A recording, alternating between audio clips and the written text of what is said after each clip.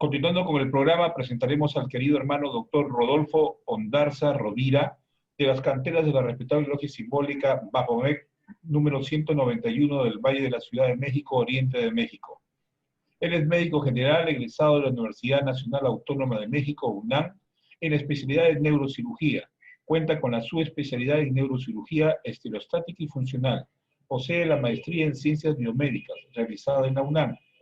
Estudios en doctorados en ciencias médicas en la UNAM, ha contribuido al desarrollo intelectual de la medicina con más de 40 publicaciones en las áreas de salud y de bioética. Tiene 2 maestrías, 4 doctorados honoris causas internacionales, miembro de la Legión Nacional de Honor de México, defensor de derechos humanos, miembro de la ONG que preside el obispo Raúl Vera, presidente y miembro fundador de diversas sociedades nacionales e internacionales orientadas a la salud y sus políticas públicas, es presidente de la Comisión de Salud de la sexta legislatura, es diputado federal de México, miembro del Colegio Nacional de Neurocirugía y de la Sociedad Mexicana de Cirugía Neurológica y otras sociedades. El tema que nos presentará esta noche es COVID-19 en México, reto de salud pública, socioeconómico y cultural. Me es muy grato presentaros y dejo con vosotros al doctor Rodolfo Ondarza Rovira. Rodolfo, por favor.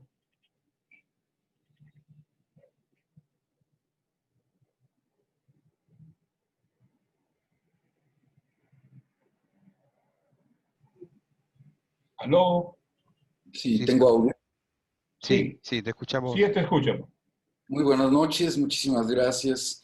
Quisiera yo agradecer infinitamente al comité organizador de estas conferencias y muy particularmente a la muy respetable logia Luz Naciente 168 del Oriente de Perú, muy en particular también al doctor Ernesto de Ángelo por esta invitación. Muchísimas gracias. Me voy a permitir presentar unas imágenes. Quiero ver si las puedo compartir. Perfecto.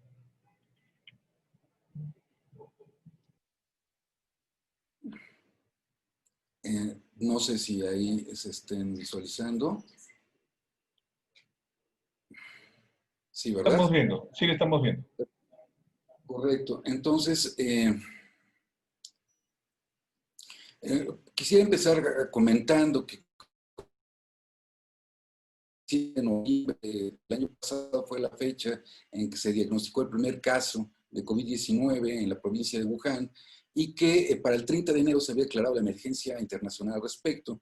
En México esto empezó antes de esa declaración por parte de la OMS con la identificación de casos, toma de muestras en los aeropuertos internacionales, de tal manera que se descartó una treintena de casos para cuando se detecta el primero de ellos, el 28 de febrero pasado, de un paciente que había viajado a Italia y que regresó ya contagiado.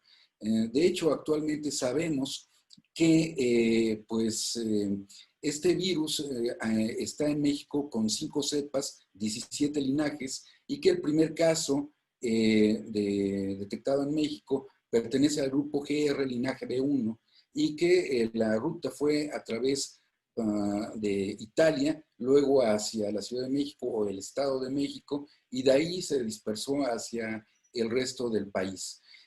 Para el 29 de febrero se hace la primera conferencia vespertina televisada llamada Pulso por la Salud, que lleva a cabo el subsecretario de Prevención y Promoción de la Salud, Hugo López-Gatell, que se convierte desde entonces en el SARS del coronavirus en México, y llevamos más de 200 conferencias de este tipo diariamente, sin interrupción. México tiene un gran problema y es su densidad de población, con 129 millones de habitantes concentrados pues particularmente en el Estado de México, en la Ciudad de México, en Veracruz, en Jalisco y Puebla. Otro problema que tenemos muy importante es la epidemia de obesidad que conlleva la epidemia de hipertensión, de diabetes, y en esto pues tenemos el lamentable primer lugar de obesidad infantil y el segundo de adultos. Por esto ha habido pues una serie de conflictos por la eliminación de la venta de la comida chatarra a menores de edad, que ha apoyado el doctor Gatell y que está ya puesta esa iniciativa de ley a nivel nacional en el Senado. Otro problema con el que se enfrentó México desde antes de la pandemia, pues es que más de la mitad de la población se encuentra en pobreza o pobreza extrema, y la corrupción y la impunidad que privaba y que permeó al sector salud, en donde pues se habla que simplemente de 2012 a 2018 hubo un desvío de 86,000 millones de dólares de pesos por corrupción del sector salud. También nos enfrentábamos a que no teníamos camas, ni tampoco teníamos suficientes hospitales. Este gobierno se enfrentó a que existían 300 hospitales abandonados en el país y que había que rehabilitar, había que remodelar, etcétera, y que también la corrupción había incidido en las Fuerzas Armadas, en donde se habían desviado más de 2,000 millones de pesos. Por este motivo, antes de la pandemia, se elimina al Seguro Popular, que era el organismo que se encontraba encargado de la atención de los pacientes que no tenían seguridad social, y se sustituye por el Instituto de Salud para el Bienestar, el INSABI, para poder dar atención a 69 millones de personas. Afortunadamente esto ocurrió antes de la pandemia y con un sentido humanista y humanitario. De otra manera, nos las hubiéramos visto muy, muy mal, peor de lo que nos ha pasado aquí en México. La intención era pues, dar una universalización a los servicios de salud y medicación de manera gratuita, con lo que se prevén pues, una inversión de 271,000 millones de pesos y un inicial extra de 40,000 millones de pesos. La primera medida que se tomó fue la reconversión de 100 instituciones de salud, en donde no se abandonó a la población indígena, que consta de 4.4 millones de personas en este país. Bueno, las instituciones privadas también, 223 hospitales adhirieron a este proyecto, y algo totalmente inusitado en México fue que las Fuerzas Armadas dispusieron de 20,000 elementos, una red de 124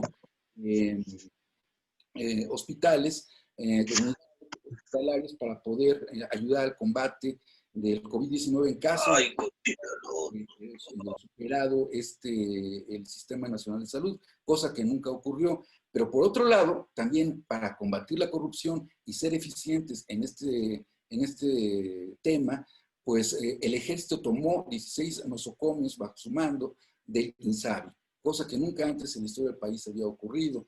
Teníamos un déficit antes de empezar este sexenio de 300,000 trabajadores de salud, incluyendo médicos y enfermeras, para lo cual México se vio obligado a contratar a más de 44,000 personas para apoyar el combate al COVID, y con un costo de más de 3,000.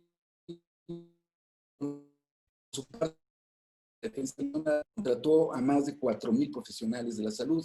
También se hizo un convenio con el gobierno de Cuba por un costo de 135 millones de pesos, con el cual 585 compañeros estuvieron apoyando en diferentes áreas compañeros cubanos a México en diferentes áreas profesionales.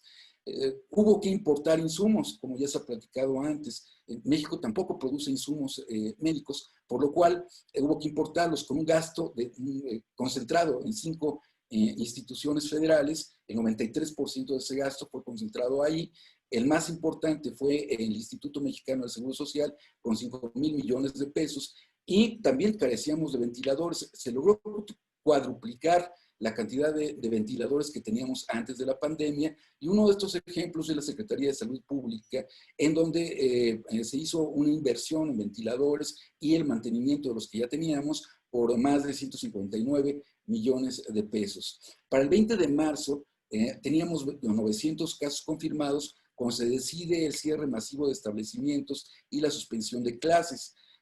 Para entonces, pues se lanza una felicitación por parte de la OMS al gobierno por el sistema diagnóstico de las reacciones tempranas y por el desarrollo del primer algoritmo completo de diagnóstico. Otra felicitación viene por parte de la OMS para el 26 de mayo, en donde pues se felicita al gobierno por la imposición de restricciones a la circulación y detención temporal de la actividad de empresas importantes para limitar la propagación y dar prioridad a los intereses ciudadanos.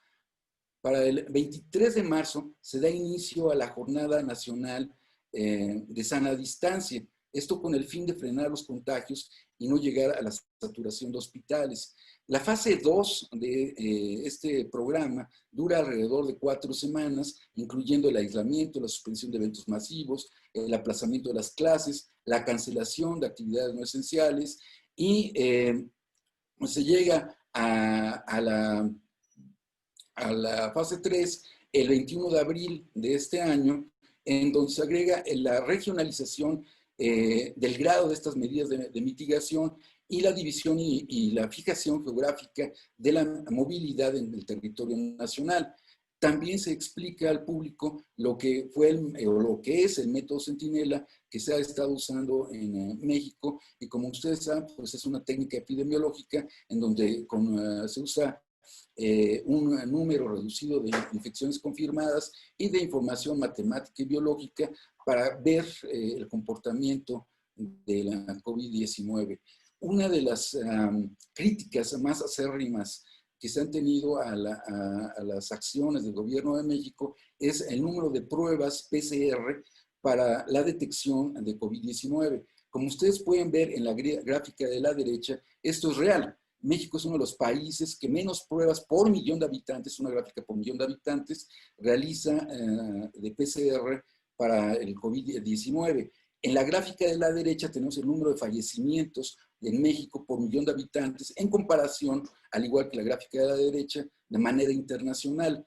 Y lo que sí podemos ver es que si comparamos ambas gráficas, no hay una correlación directa entre el número de pruebas COVID-19 realizadas y el fallecimiento de pacientes. Por lo tanto, pues no por hacer muchas pruebas COVID, PCR, pues hay se salvan vidas. Pues el 38% aproximadamente de estas pruebas en la actualidad a los pacientes que acuden para atenderse por posible COVID resultan positivas. Después de esta jornada de sana distancia viene la nueva normalidad, en donde pues este sistema al implementarse hace responsable a cada estado de restablecer las medidas económicas conforme cada estado, cada uno de los 32 entidades federativas crea conveniente, y se implementa un sistema de semáforos que va desde el rojo, en donde se permiten únicamente las actividades económicamente esenciales, hasta el verde, en donde se permiten todas las actividades, incluyendo las escolares. Este es un mapa que cambia pues, prácticamente todas las semanas del semáforo de las 32 entidades federativas. En cuanto a las camas, el número de camas, nosotros habíamos calculado, de acuerdo a datos del AUDE, que carecíamos de unas 300,000 camas en el país antes de la pandemia. Actualmente, lo que se ha realizado gracias a la reconversión es que en México se tiene una disponibilidad de aproximadamente 70% de las camas, y las camas con ventiladores están 76% de disponibilidad. Tenemos que también señalar que se han recuperado cerca del 72% de los pacientes que han enfermado de COVID.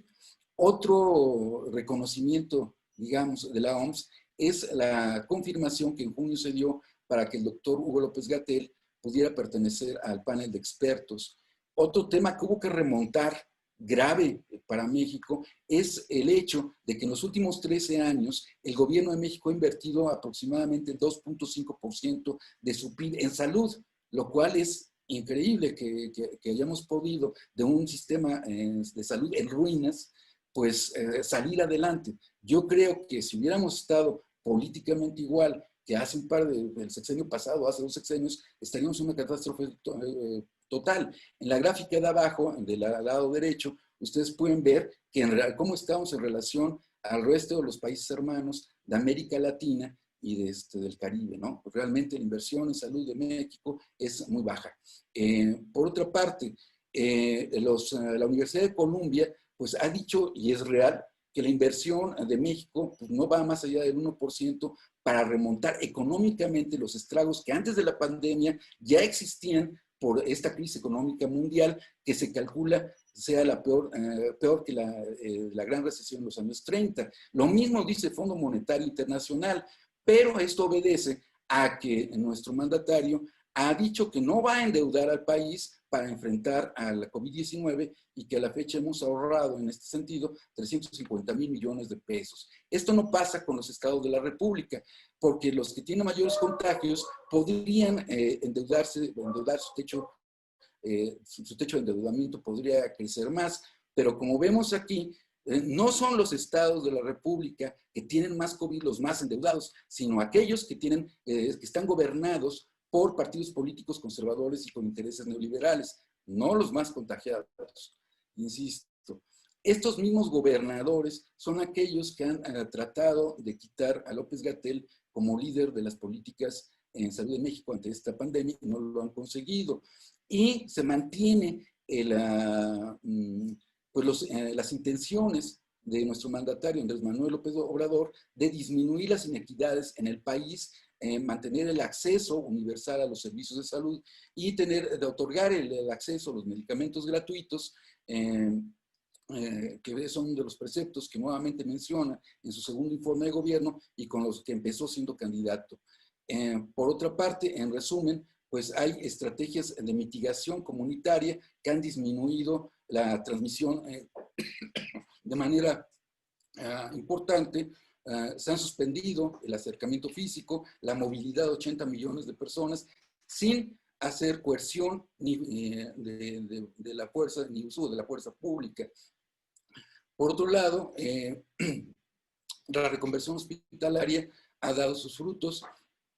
El 57% de las personas que acudieron a atenderse por COVID-19 antes de la semana 29, es decir, antes de la primera semana de septiembre, pues resultaron positivas al virus. Sin embargo, este porcentaje ha bajado después de ese momento, lo cual es uno de los indicadores de este descenso lento, pero bajando.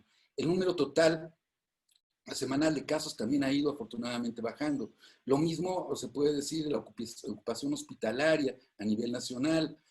Los casos activos de los últimos 15 días que muestran realmente el nivel de la pandemia también se ha reducido. Y se ha logrado la capacitación de 86,000 personas. Los ataques políticos continúan y bueno, pues aquí les presento esto por si alguien tiene interés. Tenemos a nuestro grupo de 6 exsecretarios de salud, conservadores todos ellos, que usando la plataforma política de otro partido político presentaron este libro que les presento a mano derecha, en donde han logrado ellos dar con una fórmula mágica, maravillosa, que no ha ocurrido en ningún otro país del planeta. Y ellos prometen que con sus soluciones pueden terminar con esta pandemia en 8 semanas y requieren únicamente la friolera de 20,000 millones de pesos.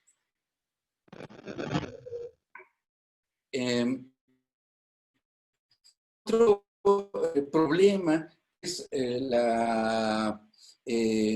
con que se ha enfrentado el gobierno, digamos problema, y no, la publicación en The Lancet de un artículo que yo no entiendo por qué fue publicado ahí por David Agren, que no es médico, no es científico, es un periodista que publica en lugares como Washington Post o The Guardian, en donde publica que pues, el país número 1 en cuanto a fallecidos, médicos o trabajadores de salud fallecidos en México.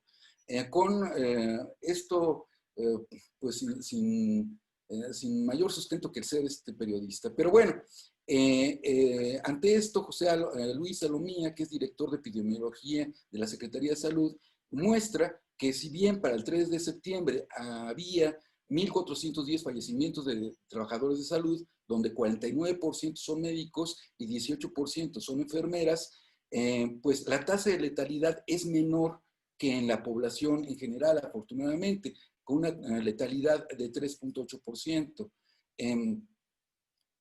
Bueno, esto lo hemos comentado, estamos ya en las 40 semanas desde que se inició el primer caso aquí. El gobierno mexicano está pues apoyando económicamente el desarrollo de 4 proyectos de vacunas nacionales, tiene convenios con diferentes países, hay un convenio con AstraZeneca de la Universidad de Oxford para que se produzcan 250 millones de dosis de esa vacuna, produciéndose en realidad en Argentina y envasándose y exportándose desde México. También hay acuerdos para que se pueda probar la vacuna de diferentes lugares, como en México, con voluntarios mexicanos, como la vacuna Sputnik 5, las vacunas de Italia, y hay 7 laboratorios de diferentes países que quisieran también probar en voluntarios en México la nueva vacuna. Por otro lado, hay una solidaridad muy grande del resto del mundo con México, en donde 25 asociaciones, fundaciones, empresas o gobiernos han hecho una serie de donaciones.